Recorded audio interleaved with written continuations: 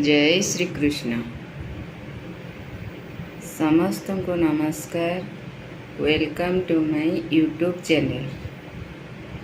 आज टिके श्रीमद् भगवत गीता उपरे किछि आलोचना करिबा। द्वितीय अध्याय रे ओम नमः भगवते वासुदेवाय। ओम नमः भगवते वासुदेवाय।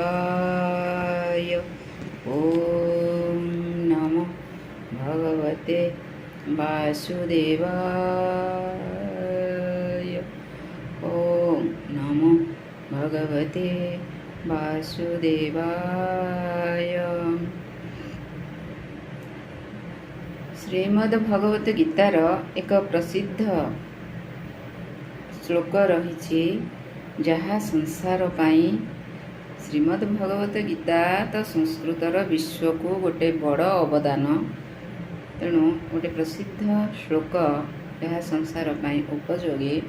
भगवान श्रीकृष्ण अर्जुन को कहते भगवान उवाच कर्मण्येवाधिकारस्ते मा फलेषु कदाचन मा कर्मफल हेतुर्भूर्मा ते संगोस्त्वकर्मणि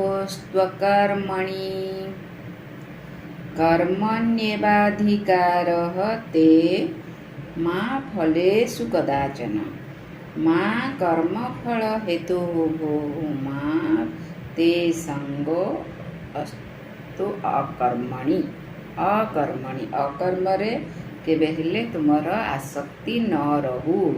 अकर्म कहिले युद्ध न करिबा। जो कुरुक्षेत्र रे युद्ध करिबा पाई प्रस्तुत हेउथिबा बेले अर्जुन को जेतेबेले युद्ध करिबा को पड़िबो बोली जानिले एवं जेतेबेले जाई युद्ध क्षेत्र रे देखिले सम्मुखरे सब निजर आत्मीय स्वजन गुरु पितामह इत्यादि सब अच्छी। तेणु से निजर लोक मैंने अच्छा कहीं पश्चादपद देती। सेतबले भगवान श्रीकृष्ण कहते ए पार्थ कर्म करिबारे ही तुमर अधिकार रही। कर्मणि एव अधिकार ते तुमर कर्म करिबारे ही अधिकार अछि। मा फलेषु कदाचन किंतु कर्म फल रे तुमर कौनसी अधिकार नहीं। तेणु तुमे केबे हेले कर्म फलर